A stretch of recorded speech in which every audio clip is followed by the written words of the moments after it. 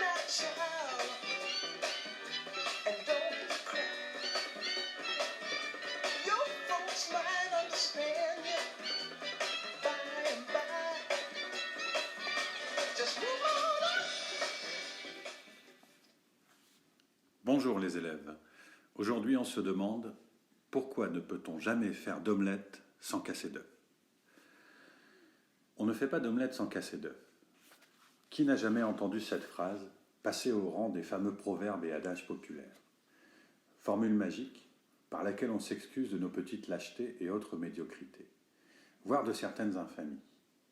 Justification sans frais que l'on arbore parfois avec bonne foi. Mais derrière cette métaphore éculée et culinaire se cache un abîme, un puits sans fond, véritable épicentre du questionnement moral.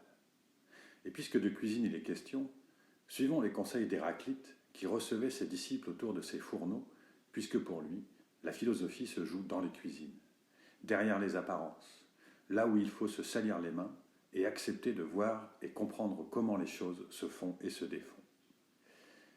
Peut-on justifier le mensonge, le vol ou même le meurtre dans l'espoir d'atteindre une fin supérieurement morale? La fin justifie-t-elle toujours les moyens? Version un peu plus présentable de notre histoire d'œufs et d'omelette. Et précisément, qu'en est-il de cette histoire de fin et de moyens? Essayons de poser ces concepts en équation. Viser une fin morale en employant un moyen moral ne pose pas de problème. C'est l'action morale parfaite, le bien immaculé. De même que viser une fin immorale en employant des moyens immoraux ne pose pas de problème non plus. C'est le mal radical, la noirceur absolue. Par contre, vous comprendrez aisément que l'affaire se corse dès lors qu'on revendique le droit d'employer des moyens immoraux pour parvenir à une fin morale. En effet, dans ce cas précis, comment trouver l'équilibre? Est-on sûr d'atteindre son but? L'immoralité des moyens n'est-elle pas disproportionnée? La question du bien et du mal peut-elle se souposer à l'aune de nos petits calculs et arrangements? Pour répondre à ces questions, la scène fameuse qui oppose Antigone à Créon dans la tragédie de Sophocle pourra sans doute nous éclairer. Nièce du roi Créon, Antigone vient d'être surprise par des gardes alors qu'elle tentait, conformément à une obligation morale sacrée, de recouvrir de terre le cadavre de Polynice, son frère. Or, celui-ci est mort au combat, en portant les armes contre Thèbes, sa patrie. Créon, le roi de Thèbes, a prévu pour les traîtres le châtiment le plus cruel qu'un ancien puisse concevoir, la privation de sépulture, et pour ceux qui s'opposeront à ce décret, la mort.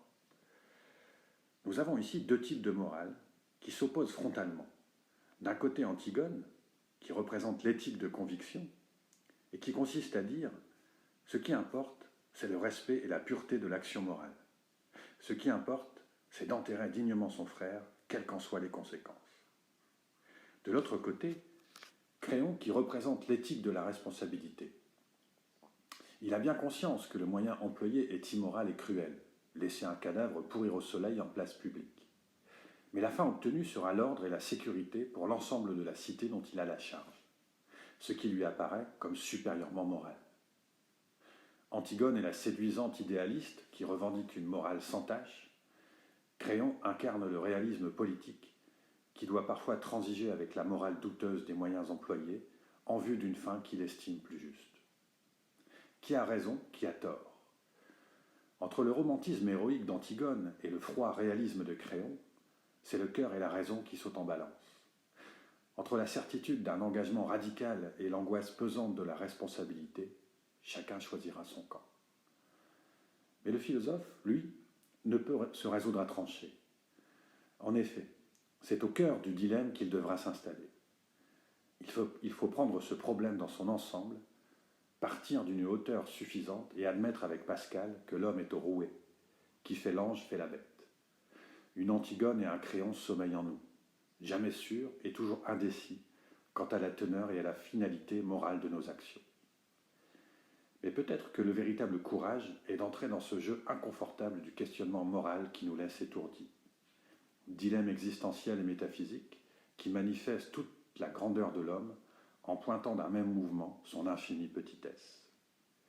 Pour en revenir à notre métaphore culinaire, on voit par là que, On ne fait donc jamais d'omelette sans casser d'œufs.